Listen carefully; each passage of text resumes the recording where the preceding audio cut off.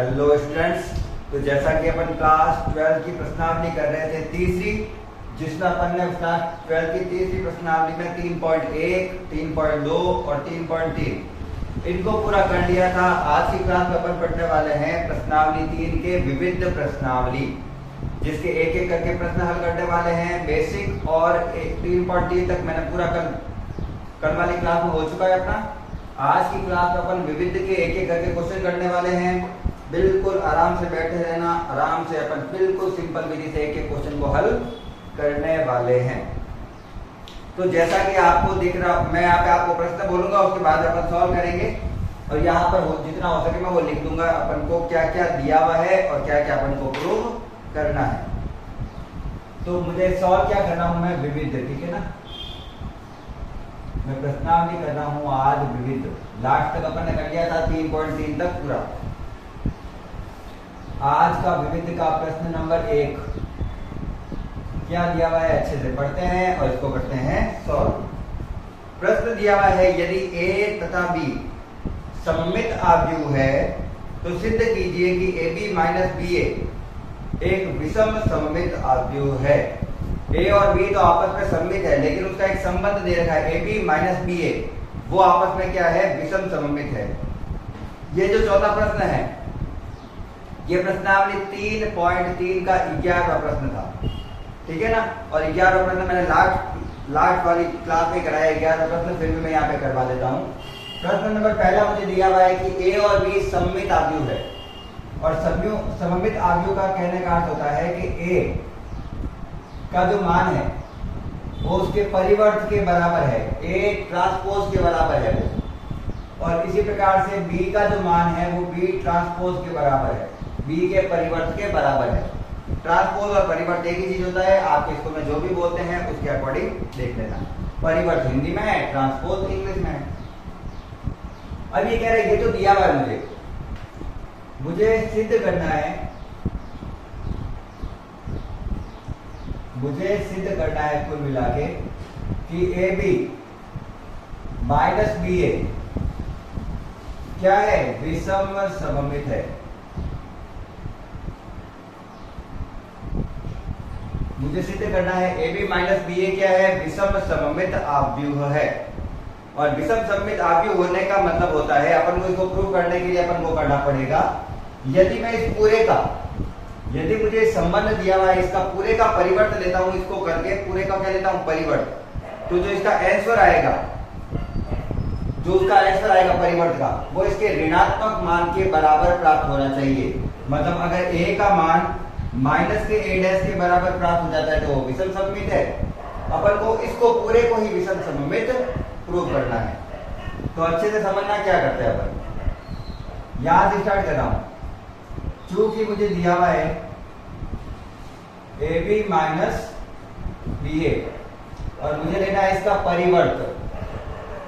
इसका क्या करना है, मुझे परिवर्त करना है। परिवर्त मतलब उल्टा, पंक्ति को स्तंभ में, स्तंभ को पंक्ति में। यहाँ पे तो अपन को संबंध दे रखा है, तो अपन को पंक्ति स्तंभ कुछ है नहीं।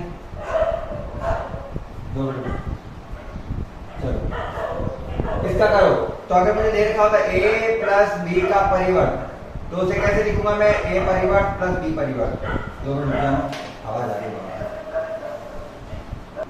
चलिए इसका परिवर्त देते हैं। तो अगर मुझे दो मैट्रिक्स के योग का परिवर्त दे रखा होता है तो उसको अपन अलग अलग परिवर्त के रूप में लिख सकते हैं। तो यहाँ पे मैं क्या करूंगा, इन दोनों को अलग अलग परिवर्त के रूप में लिखूंगा। AB का भी परिवर्त और BA का भी परिवर्त।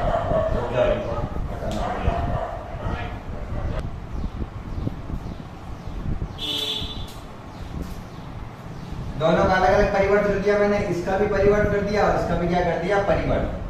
अब एक और संबंध पढ़ा था अगर अपन ने कि A डॉट B का अगर परिवर्त दे रखा है, दो संख्या का अगर परिवर्त दे रखा है, तो उनके मैट्रिक्स को उल्टा लिखकर उनका परिवर्त लेंगे और गुणा करेंगे तो वो बराबर आएगा। मतलब ये चीज आगे और ये चीज पीछे आएगी, और दोनों का क्या लेना है, परिवर्त। तो दिया हुआ है B परिवर्त A परिवर्त माइनस, इसको लिखूंगा मैं A परिवर्त B परिवर्त। आगे पीछे हो गए दोनों, B आगे A आगे, दोनों का परिवर्त, A आगे B पीछे, दोनों का परिवर्त। अब अपन को एक चीज दे रखी है कि a परिवर्त का मान a के बराबर है, b परिवर्त का मान b के बराबर है। तो जहां a परिवर्त लिखा वहां पे a लिख सकता हूं, जहां b परिवर्त दिया वहां पे b लिख सकता हूं। तो मैंने लिखा b परिवर्त को b, a परिवर्त को a, माइनस a परिवर्त को a, b परिवर्त को b।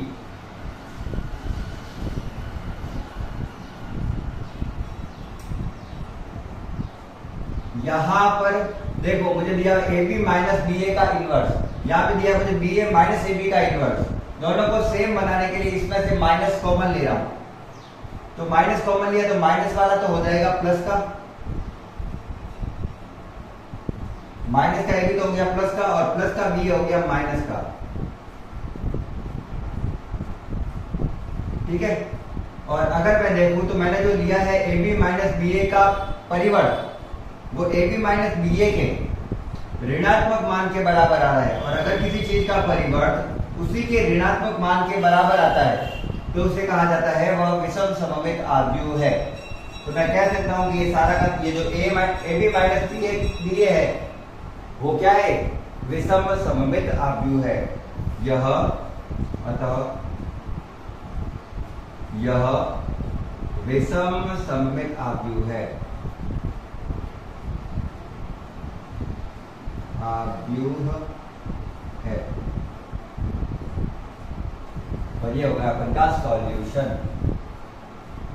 अपन को प्रूव करना था कुल मिला के। वापस लिख देता हूं क्योंकि वहां पे मैं एक क्वेश्चन करूंगा। ए बी माइनस बी ए क्या है, विषम सममित है। ये अपन को प्रूव करना था। ठीक है।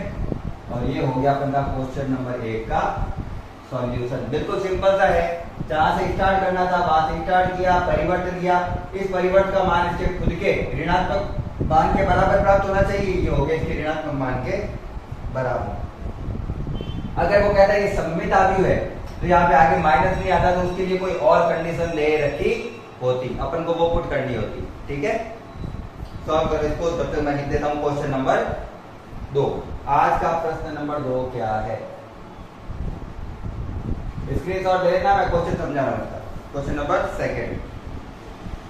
प्रश्न नंबर 2 क्या दिया है, पढ़ता हूं पहले अच्छे से, फिर इसको करते हैं सॉल्व। सिद्ध कीजिए,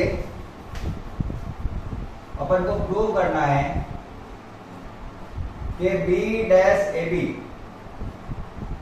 इन तीनों का आपस में गुणा करता हूं तो इससे या तो सममित आव्यूह प्राप्त होगा या फिर विषम सममित आव्यूह प्राप्त होगा।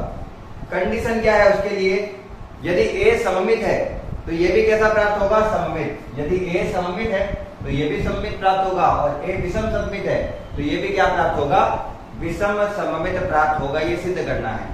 तो इसका पहली वाली कंडीशन लेता हूं, माना a सममित आव्यूह है,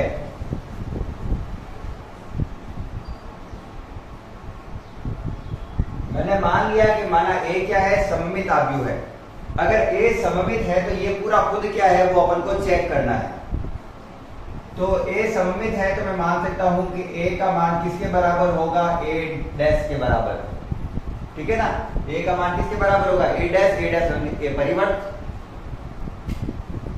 अब यहां से स्टार्ट करते हैं। चूंकि ये तो दिया हुआ अपन को, चूंकि मुझे दिया हुआ है b डैश ए बी, मुझे क्या दिया हुआ है, b डैश ए बी। अब मुझे अगर ये चीज सिद्ध करनी है कि ये सममित है या विषम सममित है तो इसका क्या लेना पड़ेगा, इनवर्स। तो मैं लेता हूं इसका इनवर्स। परिवर्त लेने पर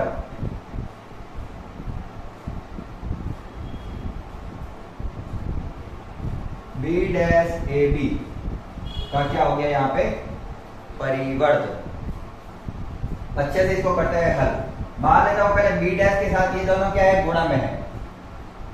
तो इसको मैं ऐसे लिख सकता हूं, ए बी का परिवर्त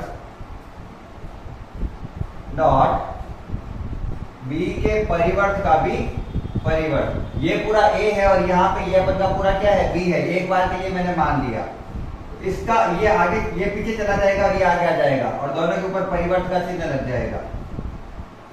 और चूंकि यहाँ पर ए बी का वापस क्या आ रहा है, परिवर्त, तो इसको एक बार और खोलना पड़ेगा। तो मैं इसको लिखूंगा b का परिवर्त डॉट a का परिवर्त, इसको सॉल्व किया है। और किसी संख्या के परिवर्त का परिवर्त यानी डैश का डैश वो खुद संख्या हो जाती है, खुद वो क्या हो जाती है, संख्या हो जाती है। अब चूंकि मुझे दिया हुआ है कि a डैश का मान a के बराबर है तो मैं लिखूंगा b dash dot a b।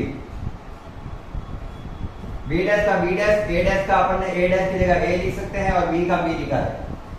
अगर ध्यान से देखो तो मुझे ये वापस मिला, b डैश की जगह b डैश, a की जगह a और b की जगह b। इसका इनवर्स लिया था मैंने, लेकिन उत्तर वो खुद ही प्राप्त हो रहा है। और अगर किसी संख्या का इनवर्स लेने पर उसका खुद का ही उत्तर प्राप्त हो जाता है तो उसी को कहा जाता है सममित आव्यूह। अगर किसी भी चर का परिवर्त लेने पर वो खुद ही राशि प्राप्त हो जाती है तो उसे कहा जाता है सममित आव्यूह। तो मैं कह सकता हूं यह सममित आव्यूह है, यह सममित आव्यूह। मुझे लगता है आपको क्वेश्चन समझ में आ गया होगा। ऐसा कुछ भी खास नहीं था इसमें, अपन को ओनली किसी भी चीज को सममित या विषम सममित सिद्ध करने के लिए उसका इनवर्स लेना पड़ता है। इनवर्स को कैसे भी इधर उधर करके सॉल्व करो, सॉल्व करने के बाद में वो खुद संख्या आ जाती है तो वो सममित है। और अगर वही संख्या अगर उसके आगे ऋणात्मक का चिन्ह आ जाता है तो वो क्या होगा, विषम सममित होगा। अब वो कह रहा है इसी प्रश्न में क्या सिद्ध करो कि यदि a क्या हो, विषम सममित आव्यूह हो तो इसका मान विषम सममित होगा, तो वो भी प्राप्त हो जाएगा। जैसे विषम सममित के लिए लिखते हैं अपन a का माइनस करूं तो वो उसके परिवर्त के बराबर हो जाए, या फिर ऐसे भी लिख सकता हूं a का माइनस, ऐसे दोनों एक ही चीज है, माइनस चाहे इधर लिखो चाहे इधर लिखो। ये वाली कंडीशन अपन को दी भी है और अपन को इसमें भी यही कंडीशन मिल जाती है कि इसको सॉल्व करने पर ऋणात्मक उत्तर आ जाता है तो वो उसका क्या होगा, विषम सममित। तो जब मैं यहाँ पर इसको सॉल्व करके a डैश की जगह क्या लिखूंगा, माइनस का a, तो ये पूरा किसका उत्तर प्राप्त होगा, माइनस का, और उसी को कहा जाएगा विषम सममित आव्यूह। एक बार आप इसको सॉल्व करना, अगर आपसे सॉल्व नहीं होता है विषम सममित का तो वो मैं कराऊंगा। बाकी सममित के लिए अपन जो अवयव लेते हैं उसका वही मान होना चाहिए, अगर दोनों का मान समान है तो सममित आव्यूह है। ठीक है, अब मैं कराऊंगा क्वेश्चन नंबर 3।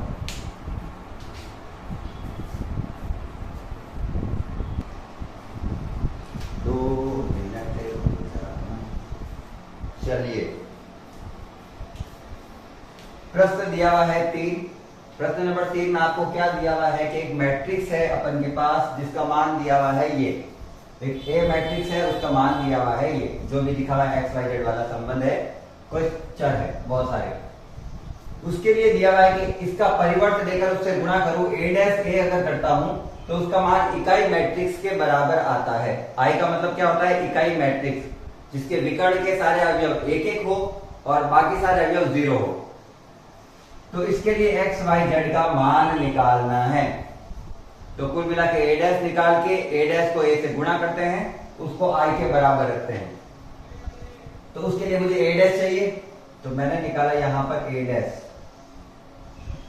देखते हैं क्या आता है। a डैश का मतलब क्या होता है, पंक्तियों को स्तंभ में बदलो और स्तंभों को पंक्तियों में। 0 2y z x y minus z x minus y z। ठीक है, ये अपन का हो गया a परिवर्त। मैंने पंक्तियों को स्तंभों में चेंज कर दिया। अब मुझे करना है, तो कंडीशन दे रखी है कि a डैश डॉट a का मान इकाई मैट्रिक्स के बराबर है।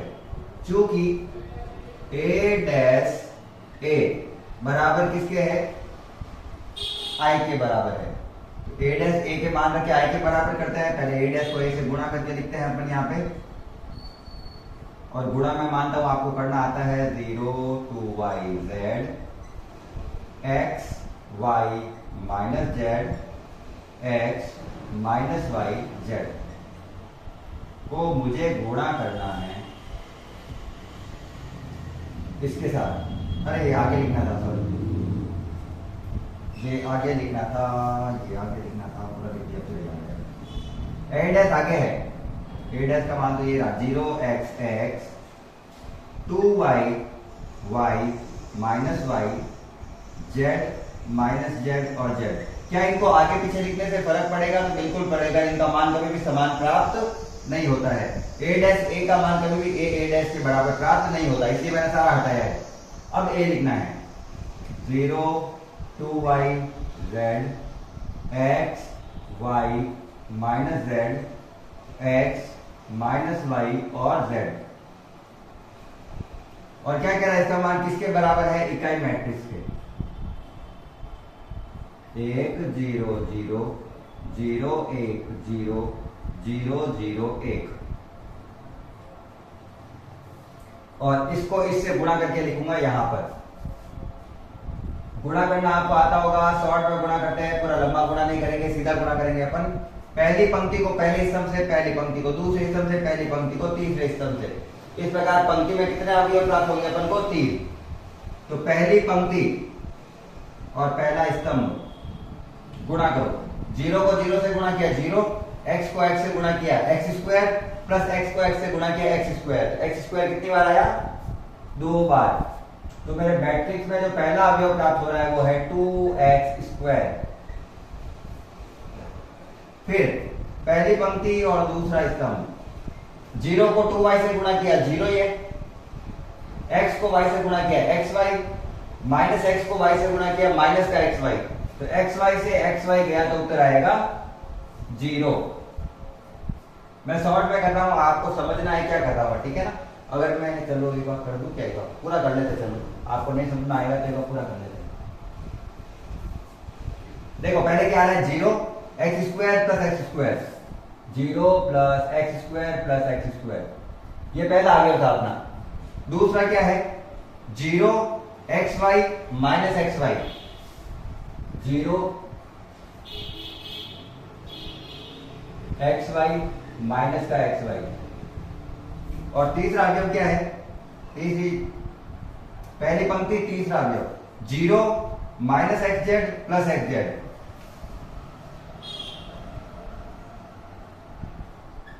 ठीक है? इसी प्रकार से दूसरी पंक्ति और पहला स्तंभ 0 प्लस का xy माइनस का xy।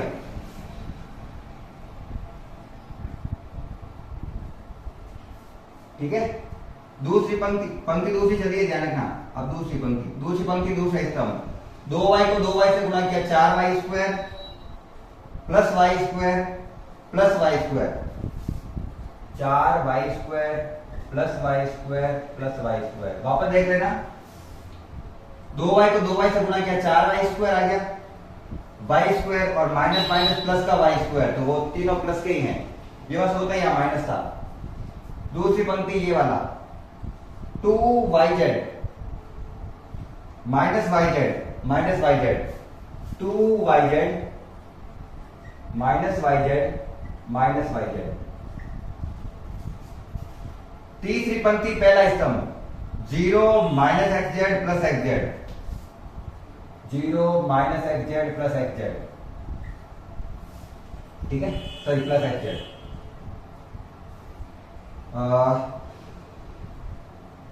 2xz 2yz minus yz minus yz, 2yz minus yz minus yz। ठीक है? और लास्ट अपन का ये पंक्ति और ये जेड स्क्वायर प्लस का जेड स्क्वायर प्लस का Z square, total Z square आ रहा है 3 बार, Z square plus Z square plus Z square. और इसका मान है किसके बराबर? इकाई मैट्रिक्स के बराबर, 1 0 0 0 1 0 0 0 1। इस पूरे का मान किसके बराबर है? इकाई मैट्रिक्स के बराबर। वैसे आपको सीधा सॉल्व करना होता है, मैं सीधा ही करता हूं, और हमारे समय में भी सीधा ही करते थे जब क्लास में करते थे। तो सीधा करोगे तो जल्दी उत्तर आएंगे। एक्स स्क्वायर में एक्स स्क्वायर जोड़ूंगा 2x स्क्वायर,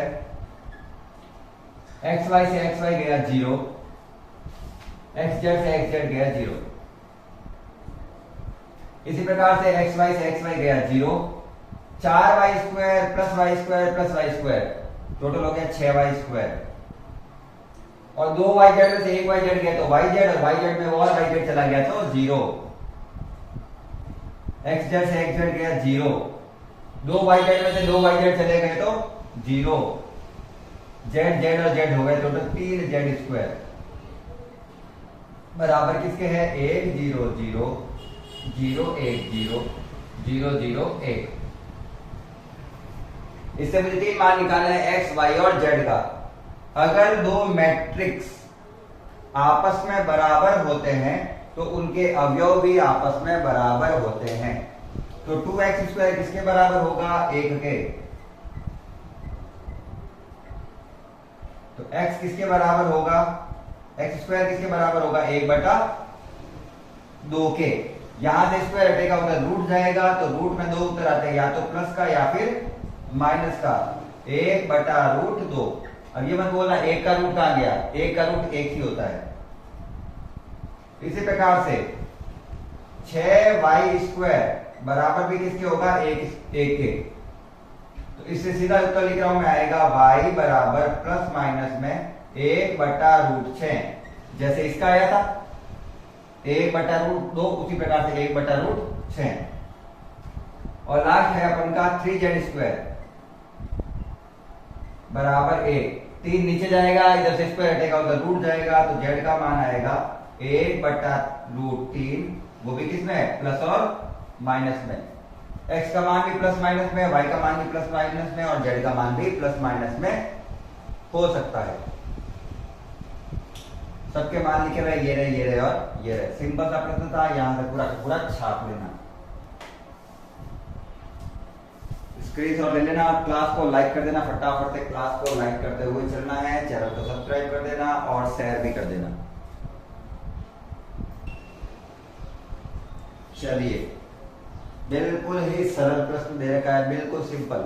अगर आपको मैथ्स में केवल कैलकुलेशन दे रखी है उससे प्रश्न हल करना है तो उससे ज्यादा इजी प्रश्न नहीं हो सकता कोई भी। और मैथ में सबसे अच्छी चीज यही है कि अपन को कुछ वैल्यू दे रखी होती है, अपन को उनको कैलकुलेशन करनी होती है और सॉल्व करना होता है। इसी चीज को क्या कहते हैं अपन, मैथ्स कहते हैं। अपन को बेसिकली यहाँ पे 3 मैट्रिक्स दे रखे हैं, 1 2 और 3, जिसमें एक जो अवयव है वो x है मेरा, वो अवयव मुझे दे नहीं रखा है। और जब उन सबको हल करूं तो वो कह रहा है उसका मान शून्य मैट्रिक्स के बराबर आता है। 0 का मतलब यहाँ पे 0 नहीं है, यहाँ पर 0 का मतलब है शून्य मैट्रिक्स। तो वो कह रहा है इसका मान शून्य मैट्रिक्स के बराबर आता है, तो यहाँ पर x का मान ज्ञात करो। तो अपन को कैलकुलेशन करनी है। पहले एक चीज थोड़ी सी समझते देखना, ये मैट्रिक्स है 1 × 3 का, ये मैट्रिक्स है 3 × 3 का, कोटि बता रहा हूं, और ये है 3 × 1 का। इसमें एक पंक्ति 3 स्तंभ, इसमें 3 पंक्ति 3 स्तंभ, और इसमें 3 पंक्ति स्तंभ एक ही है। ठीक है, तो अपन का जो फाइनल आंसर आएगा वो क्या आना चाहिए, तो फाइनल आंसर आएगा अपन का 1 × 1 का, सबसे पहला वाला और सबसे अंतिम वाला। सबसे पहले वाले की पंक्ति की संख्या और सबसे अंतिम वाले की स्तंभ की संख्या के बराबर आएगा आंसर। मतलब 1 × 1 का ही अवयव प्राप्त होने वाला है अपन को। उसका मान 0 के बराबर आएगा, मतलब शून्य मैट्रिक्स के बराबर आएगा, और मुझे उसको करना है सॉल्व। तो इसको करते हैं अपन सिंपली सॉल्व। सबसे पहले इसको पंक्ति को गुणा करते हैं तीनों के स्तंभों से।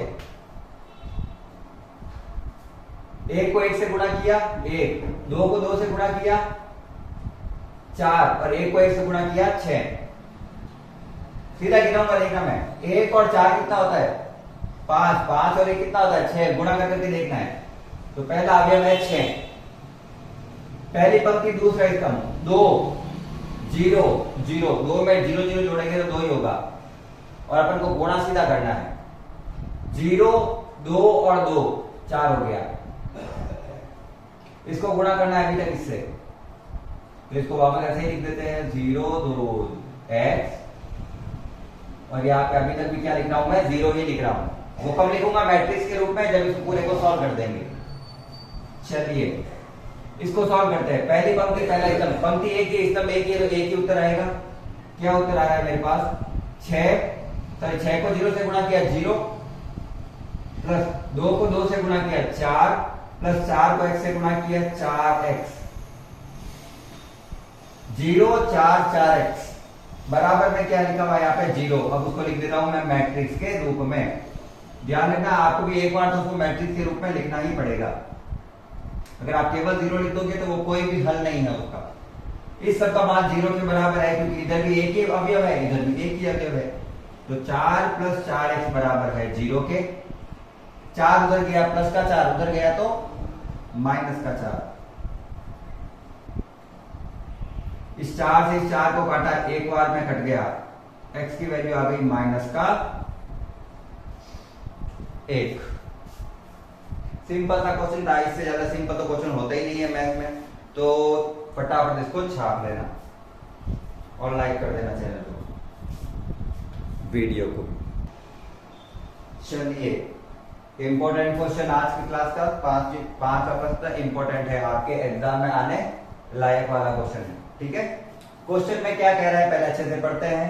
क्वेश्चन कह रहा है एक मैट्रिक्स दे रखा है ए, 3 -1 -1 2, ये अवयव है, सॉरी एक मैट्रिक्स है।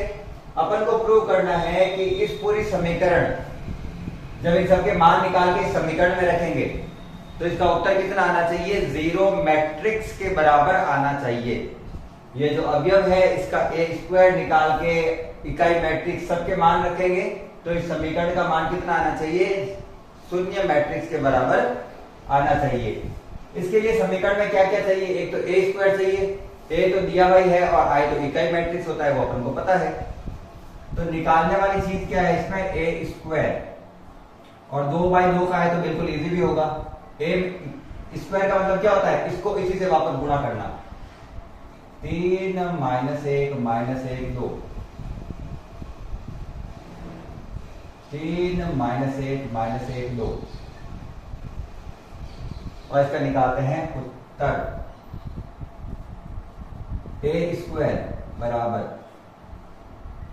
करो गुणा, पंक्ति और स्तंभ को गुणा, 3 × 9, माइनस माइनस प्लस का 1, तो 9 और 1 कितना हो जाएगा, 10। पहली पंक्ति दूसरा स्तंभ, माइनस का 3 और माइनस का ही 2, माइनस का 3 और माइनस का 2 हो जाता है माइनस का 5। माइनस का 3 और माइनस का ही 2 हो जाता है माइनस का 5। माइनस माइनस प्लस का 1 और 2 दूनी 4, तो 1 और 4 हो गया 5। तो कुल मिला के अपन के पास a² आ चुका है। मुझे निकालना है ये, और ये निकालने की सिंपल सी विधि है कि अपन को, चूंकि पहले तो दिया हुआ क्या है, a² -5a + 7i, ये मेरा था left hand side. Left hand side ये दे रखा है, मुझे राइट हैंड साइड तो लाना है, मतलब उत्तर 0 लाना है। इन सब के मान पुट करने हैं। तो सबसे पहले a² दे रखा है, और अभी मैंने a² निकाला है 10 -5 -5 और 5। चिन्ह क्या आ रखा है यहां पर, माइनस। a जो मैट्रिक्स है उसको 5 से गुणा करके लिखना है, और मैट्रिक्स से जब कोई संख्या गुणा होती है तो सभी अवयवों से गुणा होती है। तो मैं सीधा गुणा करके लिखूंगा, 5 को a से, इन सभी अवयवों से गुणा करो। 5 × 15, 5 × 1 = 5, 5 × 1 = 5, 5 × 2 = 10। ठीक है, और साथ में क्या लिखना है, 7i। i क्या होता है, तो यहां पे मैं i बता देता हूं आपको। i का अर्थ होता है 1 0 0 1, इकाई मैट्रिक्स यही होता है अपना। इस इकाई मैट्रिक्स को किससे गुणा करके लिखना है, 7 से। तो सभी अवयवों को 7 से गुणा करो, 7 0 0 7। हल करना है, जोड़ो घटाओ, जोड़ने घटाने में सीधा पहला अवयव, सब पहला अवयव से। 10 में से 15 गया, ये तो मेरे गड़बड़ आ रहा है आंसर। क्वेश्चन देख लो फिर से, माइनस का 5 है प्लस का 7, ठीक है। तो क्वेश्चन था मेरा 3, अच्छा यहाँ पे एक ही था, यहाँ पे एक ही था, पूरा गड़बड़ हो गया। फटाफट से वापस करना पड़ेगा, कोई दिक्कत नहीं है। 9 और 9 में से 1 गया, 9 में से 1 जाता है तो बचता है 8।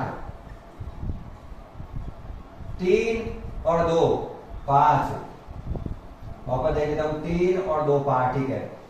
माइनस का 3 और माइनस का 2, माइनस का 5, माइनस का 1 और प्लस का 4, 3 आ गए। यही अलग हुआ केवल। 8 3 5। वापस देखो, 8 में से 15 गए, 8 में से 15 गए, माइनस का 7 और प्लस का 7 कितना हो जाता है? 0। अगर सही से किया होगा तो वो सही आएगा। मैंने वैल्यू क्वेश्चन में ही गलत लिखी थी। प्लस का 5 और माइनस का 5, प्लस में से माइनस का 5 दिया 0 और 0 में 0 जोड़ा तो 0। माइनस के 5 और माइनस माइनस प्लस के 5, माइनस माइनस प्लस का 5 में से 5 गए 0। 3 माइनस 10, 3 में से 10 जाता है तो माइनस का 7 बचेगा क्योंकि माइनस की संख्या बड़ी है, और माइनस का 7 और प्लस का 7 आपस में हो जाएगा 0। यही अपन को करना था प्रूव, तो ये अपना हो गया हैंस प्रूव।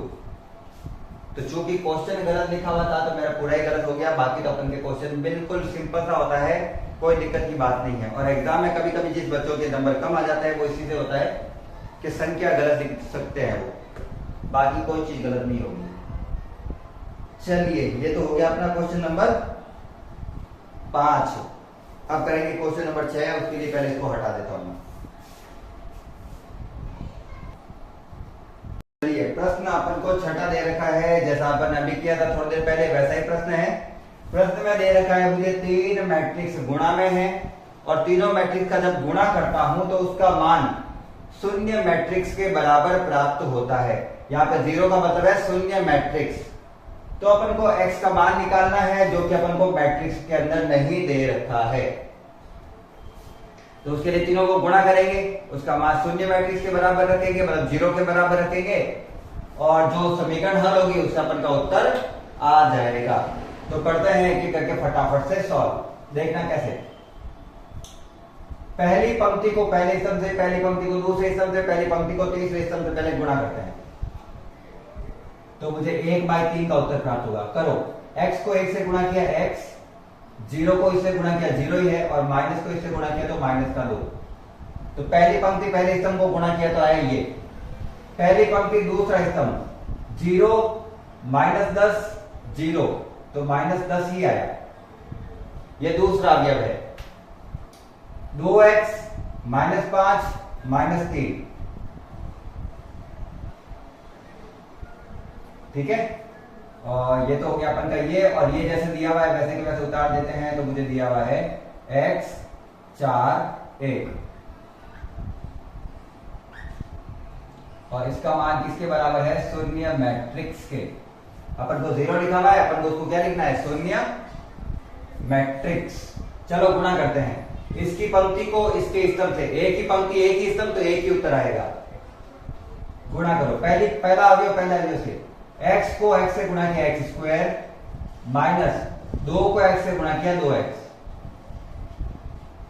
माइनस के 10 को 4 से गुणा किया माइनस का 40, और 1 को इन सब से गुणा कर रहा हूं तो देखना 1 को 2x से गुणा किया तब तो 2x आया, और ये माइनस का 5 और माइनस का 3 हो गया माइनस का 8, माइनस के 8 को 1 से गुणा किया तो माइनस का 8 बराबर 0 मैट्रिक्स।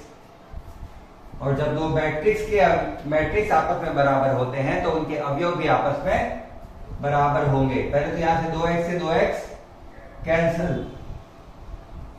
x स्क्वायर माइनस का 40 और माइनस का 8 हो गया माइनस का 48 बराबर 0। x स्क्वायर x का मान निकालना है, माइनस का 48 बराबर के उधर गया तो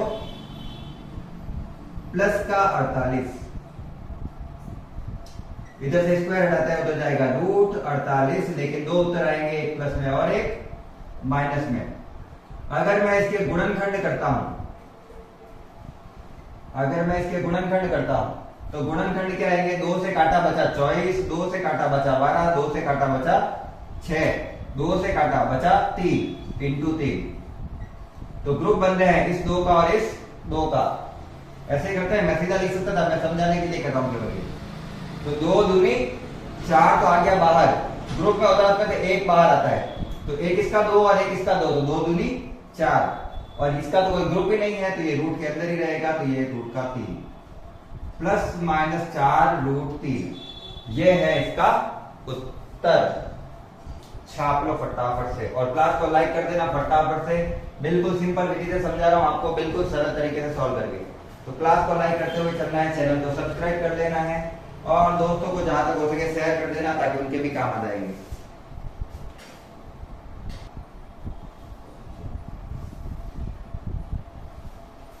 चलिए नेक्स्ट क्वेश्चन है वो अपन को पढ़ना पड़ेगा क्योंकि क्वेश्चन है वो थोड़ा सा थ्योरेटिकल है। थ्योरेटिकल है, प्रश्न नंबर अपन का 7वां, 1 2 3 4 5 6 और 7। ठीक है, 7वां प्रश्न है, अपन को थ्योरेटिकल है, अच्छे से समझते हैं। एग्जाम में आने की संभावना वैसे तो कम होती है ऐसे प्रश्नों की, फिर भी प्रश्न जहां तक हो सके सारे आने चाहिए हमको। क्या दिया है सुनना अच्छे से। प्रश्न दिया हुआ है, एक निर्माता 3 प्रकार की वस्तु एक्स वाई और जेड का उत्पादन करता है जिनका वह 2 बाजार में विक्रय करता है, 2 अलग अलग बाजार में जाकर उस सामान को बेचता है। वस्तुओं की वार्षिक बिक्री नीचे सूचित की गई है। बाजार पहले में जो बेच रहा है वो है 10,000, 2,000 और 18,000। पहला सामान है एक्स, वो 10,000 बना रहा है, दूसरा है वो 2,000 बना रहा है और तीसरा है वो 18,000। ये उनके उत्पादन है जो वो बेच रहा है वहां पे। और दूसरे बाजार में 6,000, 20,000 और 8,000 उन सामानों को बेच रहा है। वो कह रहा है 2 प्रश्न पूछे गए हैं। एक, यदि x, y तथा z प्रत्येक इकाई का विक्रय मूल्य 2.5 और 1 रुपए है तो ये बताइए कि उसकी कुल आय आगे बीजगणित की सहायता से निकालिए। अब देखो सिंपल सा एक क्वेश्चन समझाता हूं मैं आपको। मान लो आप 3 चीजें बनाते हैं, एक पेन, पेंसिल और रबड़। ठीक है, उसमें से किसी एक की रेट है 1 रुपए, किसी की रेट है 1.5 रुपए और किसी की रेट है 2.5 रुपए। ठीक है ना, इनमें से 3 की ये रेट है। बाजार में जाके तुम इसको बेच रहे हो। एक बाजार में गए वहां पे कुछ बेचे, दूसरे बाजार में गए वहां पे कुछ बेचे, तो जितना सामान बेचा है उन सभी के रुपए मिलेंगे आपको। तो रुपए कैसे काउंट होंगे कि आपने कितना सामान बेचा और कितने रुपए लाए। कितने रुपए मतलब एक का कितना रुपए है। जैसे मान लो मेरे पास बहुत, मैं गेंद बनाता हूं, मान लो मैं 10 गेंद बनाता हूं। मैं कितनी गेंद बनाता हूं 10, और एक गेंद के रुपए है 2। एक गेंद के एक बार के लिए 2 मान, चलो 20 मान लो, 2 रुपए की गेंद आती नहीं है, 20 है। मैं 10 गेंद बनाता हूं और एक गेंद की रेट 20 है। मैंने इनको बाजार में जाके बेच दिया तो मुझे कितने रुपए मिलेंगे, 20 दाए 200।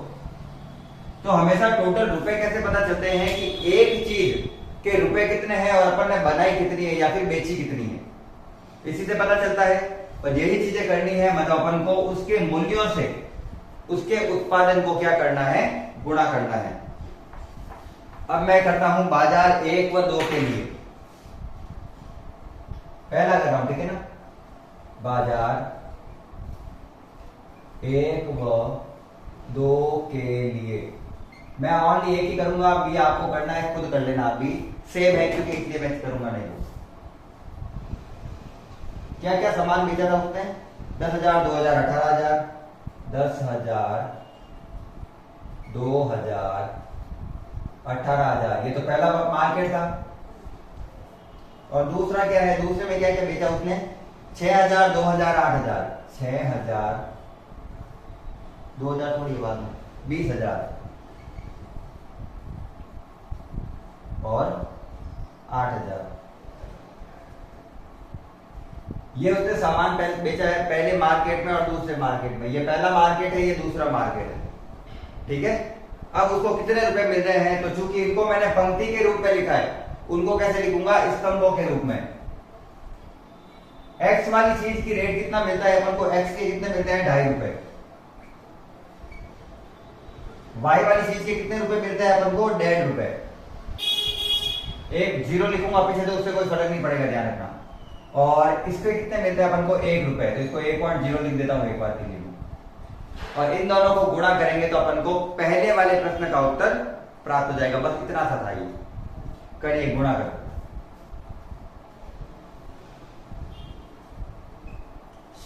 ये है 2/3 का और ये है 3/1 का। अपन को उत्तर प्राप्त होगा 2/1 का। ठीक है, गुणा करो। 2.5 को मैं 10,000 से गुणा करता हूं तो कितना हो जाएगा मेरे पास,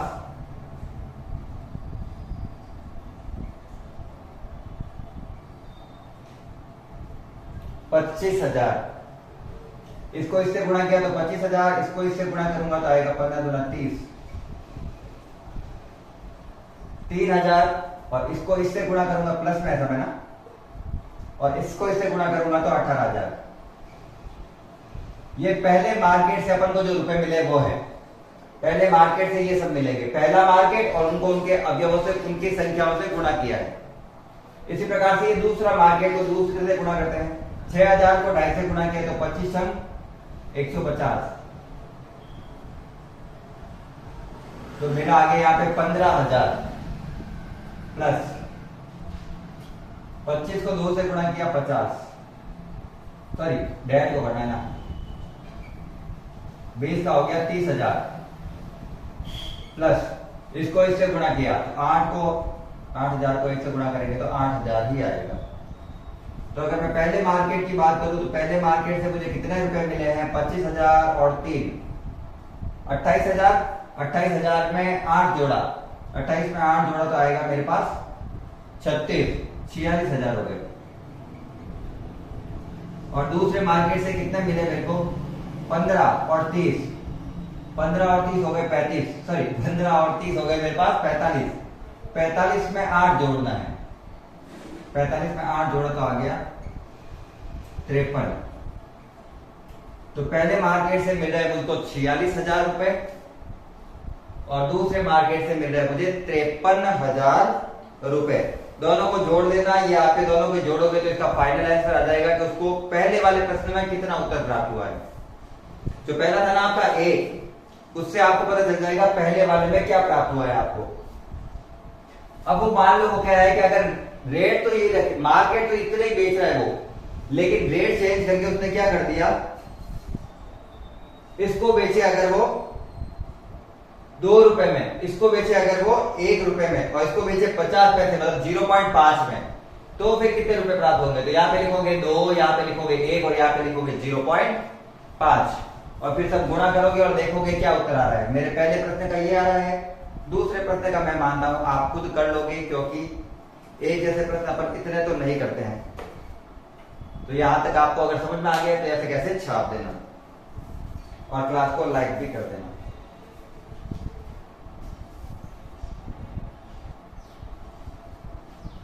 चलिए थोड़ा एक क्वेश्चन आया है, थोड़ा लेवल का अच्छा क्वेश्चन आया है।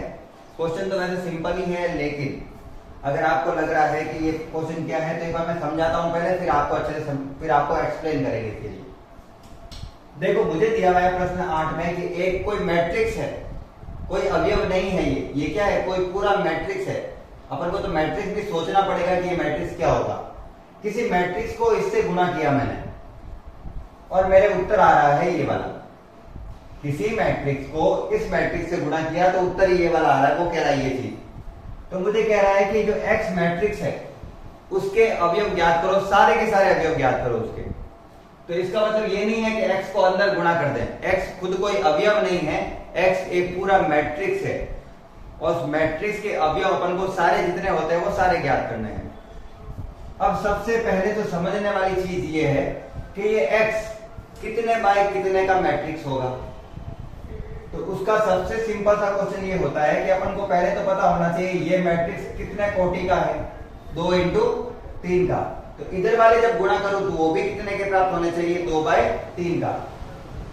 अब मुझे पता है ये भी मैट्रिक्स 2/3 का है, तो ये कितने का होना चाहिए। तो 2/3 को मैट्रिक्स को किससे गुणा कर सकते हैं अपन, इसका जो स्तंभ, इसकी जो पंक्ति होती है वो इसके स्तंभ के बराबर होनी चाहिए। तो इसके स्तंभ तो कितने पता चल गए मेरे को, इसके स्तंभ कितने हैं, 2। और यहां पर देखूं तो इसकी पंक्ति कितनी है, 2। तो इस पूरे अवयव की भी पंक्ति कितनी प्राप्त होनी चाहिए, 2। तो ये जो मैट्रिक्स है वो मैट्रिक्स कितने बाय कितने का है, 2/2 का है। तो पहले तो अपन को ये पता होना चाहिए कि x कितने बाय कितने का मैट्रिक्स होता है, ठीक है ना। तो मैंने यहाँ पे कुल मिला के कैलकुलेशन की तो मुझे ये पता चला कि जो x मैट्रिक्स है वो 2/2 का मैट्रिक्स है। तो मैंने मान लिया इसके अवयव है A, B, C और D। मुझे चारों निकालने हैं, A, B, C और D। ये अपन का आज का प्यारा सा क्वेश्चन, सारे के सारे अवयव निकालने हैं। तो कुल मिला के ये अवयव यहाँ पे रखते हैं, गुणा करते हैं और उत्तर निकालते हैं। आज का अपन का चैलेंज है ये। x को रखो x की जगह, a b c d, इसको गुणा करना है इससे।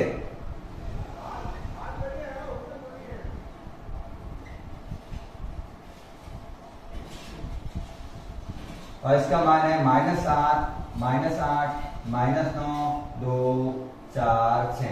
यार ना ये सारे अवयव अलग अलग है, ऐसा मत मान लेना सब माइनस में लिखे हुए हैं, सब अलग अलग अवयव है, अलग अलग है सारे, ठीक है ना। जगह का मैं इसके ऐसे लिख रहा हूं मैं। चलिए करते हैं इसको सॉल्व। गुणा करो इस अवयव को इससे गुणा करके फिर बराबर कर देंगे दोनों को बराबर। पहली पंक्ति पहला स्तंभ a + 4b, a + 4b पहला अवयव। पहली पंक्ति दूसरा स्तंभ 2a + 5b,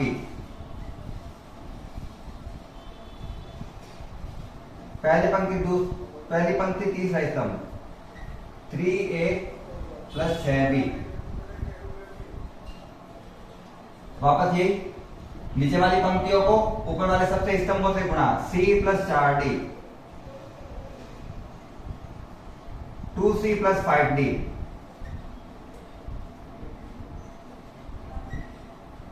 और 3c + 4d, फिर 6d लिखा है 4d। ये मैंने इसकी पंक्ति को सबसे स्तंभों से गुणा किया है, पहले इस पंक्ति को इस सबसे, फिर इस पंक्ति को इन सबसे, और ये कह रहा है इसका मान इसके बराबर आ रहा है। इधर ही रखना पड़ेगा, इधर ही घंटा उधर समीकरण सॉल्व करेंगे। -8 -9 2 4 और 6। तो ये मेरे कुल मिला के इस मैट्रिक्स का मान इस मैट्रिक्स के बराबर है, ये मुझे पता चल गया। अब मुझे मान निकालना है ए बी वगैरह एक, तो मैं कोई भी दो समीकरण लूंगा, तीनों समीकरण लेने की आवश्यकता नहीं है। तो उसके लिए मैं पहले तो सिंपल वाली ये वाली दोनों समीकरण लेता हूं, ए बी की, और उसके मान बराबर रखता हूं। तो a + 4b किसके बराबर है? -7 के।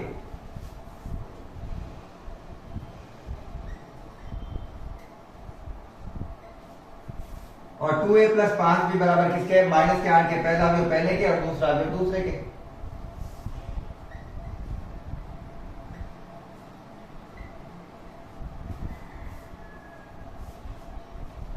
ये आ रहा है मेरे प्रश्न, ठीक है। अब मुझे यहां से क्या निकालना है? ए और बी निकालना है। निकालते हैं, चलो। सबसे पहले इन दोनों समीकरणों को हल करने के लिए कोई एक चर बराबर होना चाहिए। मेरे ना तो ये बराबर है ना ही ये बराबर है, तो ए को बराबर करने के लिए इस पूरी समीकरण को 2 से गुणा करना पड़ेगा, ताकि 2a और 2a दोनों हो जाए।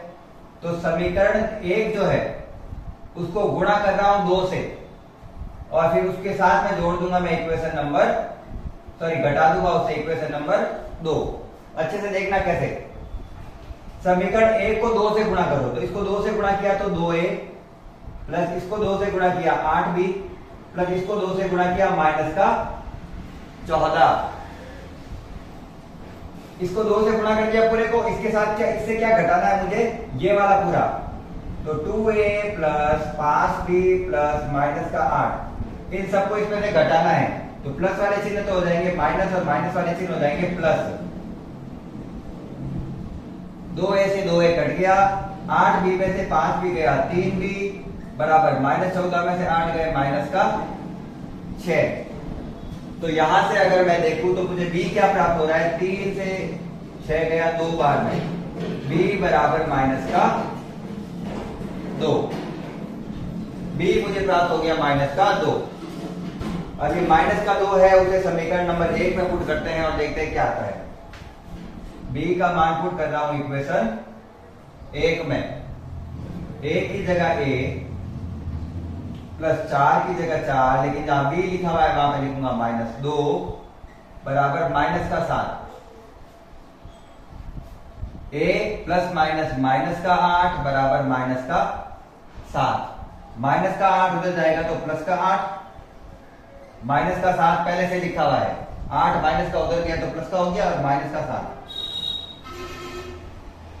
a का मान आ रहा है 1। एक बार मैं पुट करके देखूंगा क्या मेरे वैल्यू वास्तव में सही आ रही है। ए का मान 1 और बी का मान -2। 1 और 4 को 2 से गुणा किया तो माइनस का 8 आ गया। वो 4 को माइनस के 2 से गुणा किया तो माइनस का 8, माइनस के 8 में से 1 गया तो माइनस का 7। सही है, तो उत्तर तो सही आ रहा है मेरे। अब इसमें रखते हैं, ये हो गया 2 और ये 5 को -2 से गुणा किया तो माइनस का 10, 10 में से 2 गए तो आया माइनस का 8। सही लिखा हुआ है, बिल्कुल सही है अभी तक तो। इस पे पुट करो, 3 एकम 3, 6 को 2 से गुणा किया माइनस का 12, 12 में से 3 गए माइनस का 9। सही आ रहा है। चलो ए और बी के मान तो आ गए अपन के सही से। ये मैंने यहां से क्या निकाल दिया, ए और बी। अब ऊपर वाला क्वेश्चन हटा के मैं लिखूंगा, इसलिए आप पहले एक बार स्क्रीनशॉट ले लेना, उसके बाद में लिखूंगा मैं। ये वाला देख लेना, चलिए स्क्रीनशॉट ले लिया होगा आपने, इतने में तो आ जाता है। मैं क्वेश्चन हटा रहा हूं ये। तो ये क्वेश्चन थोड़ा अच्छा था, बड़ा क्वेश्चन था।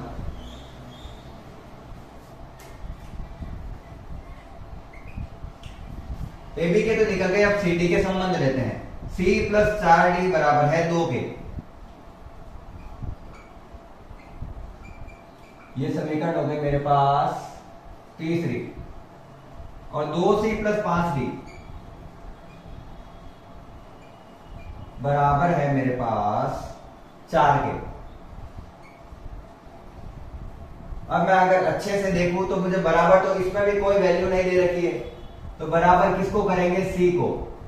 और c को बराबर करने के लिए इस पूरी समीकरण को गुणा करना होगा 2 से, क्योंकि इसके आगे 2 है तो इसके आगे भी 2 होना चाहिए।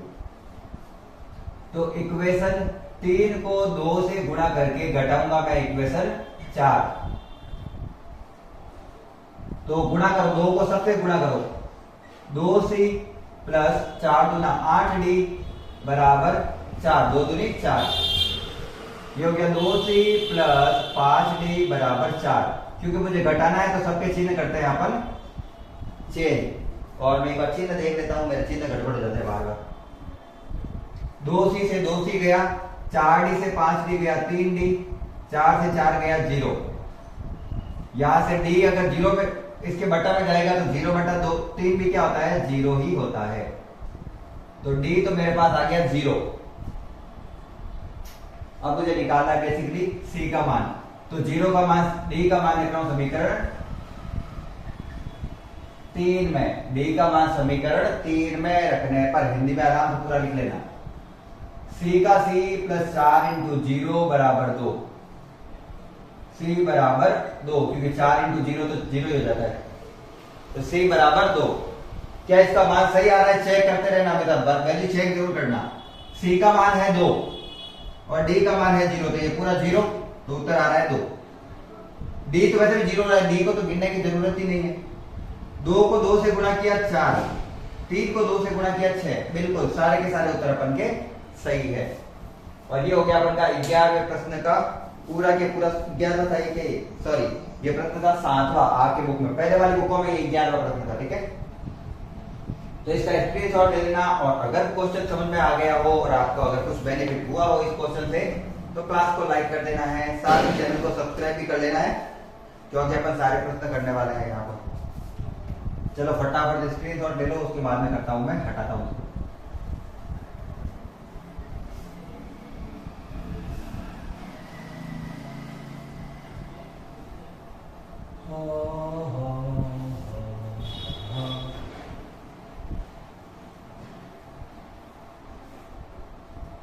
प्रश्न नंबर हो गया 8वां।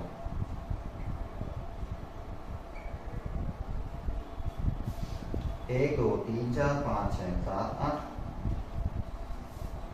8वां तो हो गया। 1 2 3 4 5 6 7 8 हो गया, 9वां है। अब करूंगा वो क्वेश्चन नंबर है 9।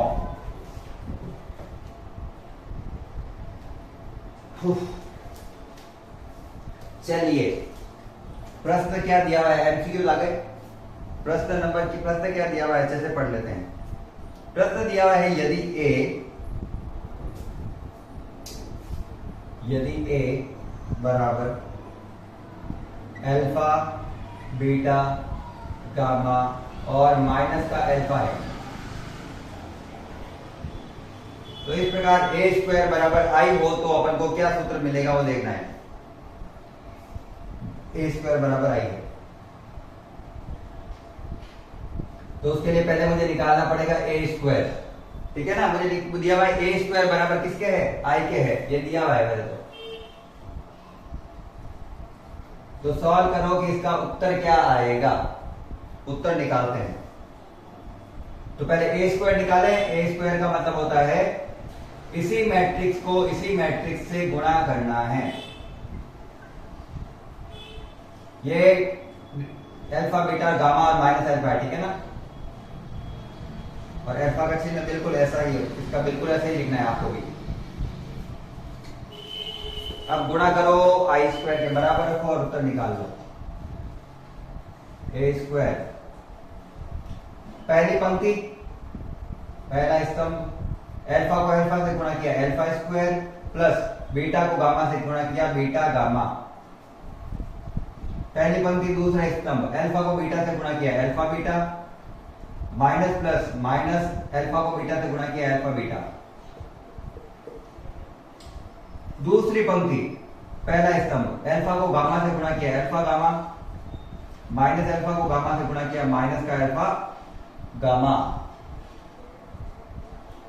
दूसरी पंक्ति दूसरा स्तंभ, बीटा गामा माइनस का अल्फा माइनस माइनस प्लस का अल्फा स्क्वायर,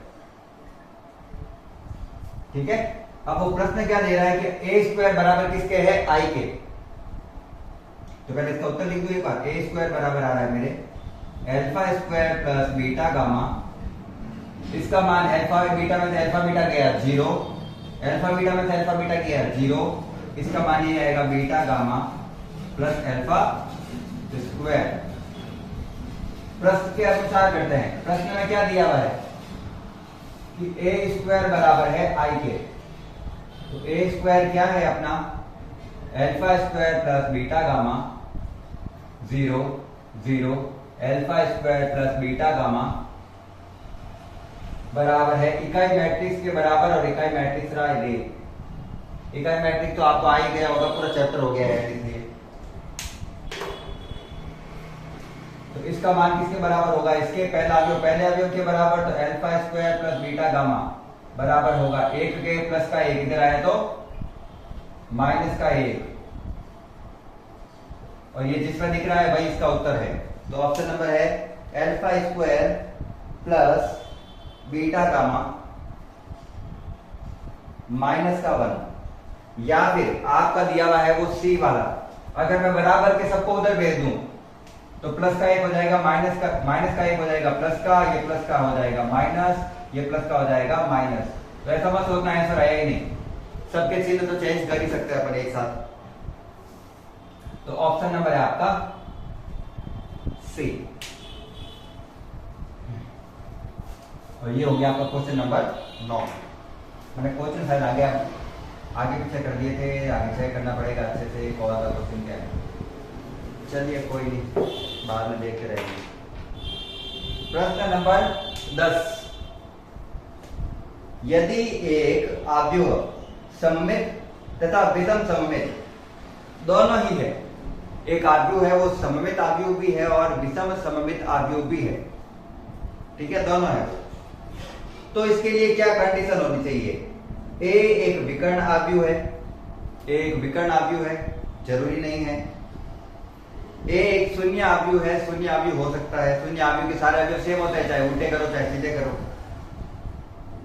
ए एक वर्ग अवयव है, वर्ग अवयव तो बिल्कुल ही नहीं होगा इसका आंसर, इसमें से कोई नहीं।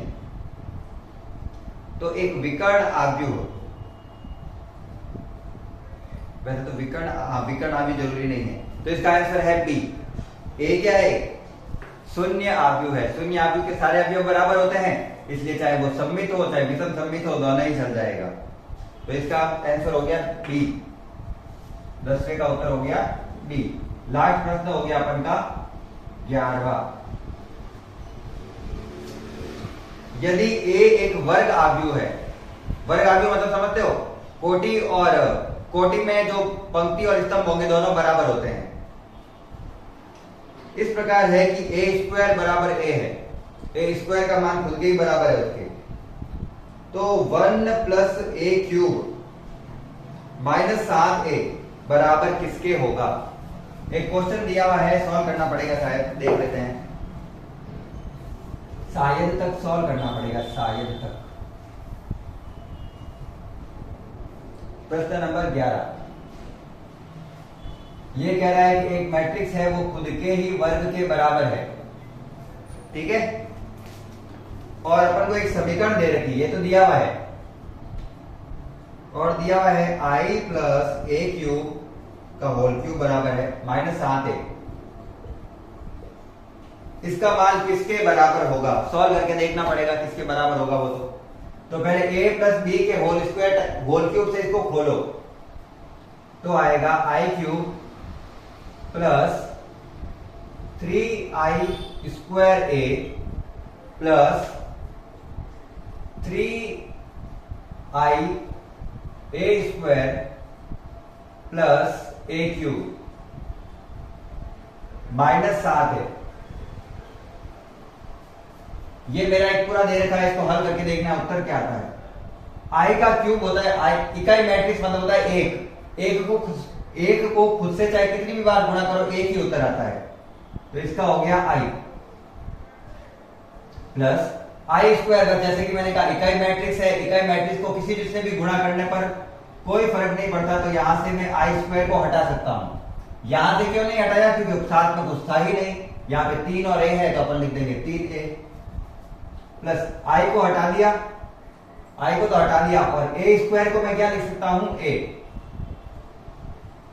उसी प्रकार से a क्यूब है तो चलो इसको लिख सकता हूं मैं a डॉट a स्क्वायर, एक बार के लिए ये लिख रहा हूं माइनस 7a।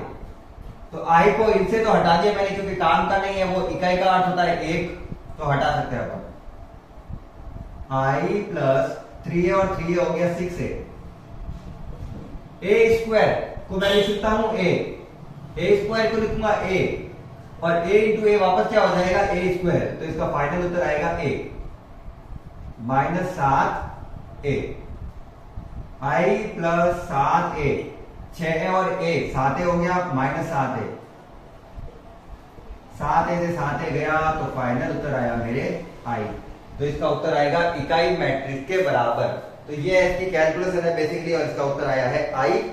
आपके जो ऑप्शन नंबर है सी वही उसका उत्तर सही है। हो गया, बिल्कुल सिंपल सा प्रश्न था, मैंने यहाँ पे आपको सॉल्व करवा दिए हैं सारे प्रश्न।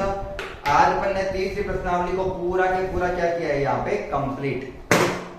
तो आज की क्लास में इतने ही रखेंगे। अगर आज की क्लास अच्छे से समझ में आई हो तो क्लास को लाइक कर देना है, साथ ही चैनल को सब्सक्राइब भी कर देना है, चैनल को बेल आइकन को दबा देना, ताकि आपके जितने भी टॉपिक कराता हूं मैं 12th क्लास के, आपको सिलेबस पूरा कंप्लीट करवा दिया जाएगा बिल्कुल सरल तरीके से, सारे के सारे क्वेश्चन।